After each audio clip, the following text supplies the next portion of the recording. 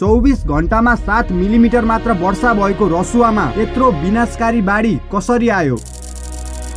Planet ल्याब्सको satellite तस्बिरको अध्ययन गर्दा रसुवागढी नाकाभन्दा करिब 20 किलोमिटर उत्तर पूर्व तिब्बतमा हिउँ र चट्टान सहितको ठूलो पहिरो खसेर लेन्दे नदी थुनिएको थियो र पछि त्यो फुट्दा लेदो सहित बाढी आएको अनुमान गरिएको छ। बीबीसीको यो रिपोर्ट अनुसार सुरुमा भूकम्पको कारण बाढी आएको अनुमान गरिए पनि USGS को पछिल्लो अध्ययनले त्यहाँ कुनै पनि भूकम्प नगएको स्पष्ट पारेको छ। बाढी आउनुको वास्तविक कारण ग्लेसियर कोल्याप्स र त्यसपछिको ड्रेविज फ्लो अर्थात् ढुङ्गा माटो र लेदोको तीव्र बहाव हो भनेर रिपोर्टले बताएको छ। वास्तवमै घटना कसरी भयो भनेर नेपाल, चीन र अन्तर्राष्ट्रिय स्तरका वैज्ञानिकहरू अहिले पनि लगातार थप अनुसन्धान गरिरहेका छन्। तर केही अमाननीय सांसदहरू बाढी कसरी आयो भनेर प्रश्न गर्दैछन्। अमाननीय सांसदहरूमा अलिकति कमन सेन्स छ कि नै? बाढी म आउँदैछु त्यहाँ नबस भनेर चिच्याउँदै आउँदैन। प्रकोप आउनु आफैमा एक प्राकृतिक प्रक्रिया हो। त्यसैले यस्तो दुःखद घडीमा बकमफुसे कुरा गरेर लासमाथि राजनीति गर्नु भन्दा आफूले सकेको सहयोग गर्नुहोस् र उद्धार र राहत कार्यमा नेपाल सरकारले पनि तीव्र गतिमा काम गरिरहेको छ। तर केही व्यक्तिहरू मानवीय संवेदनालाई भुलेर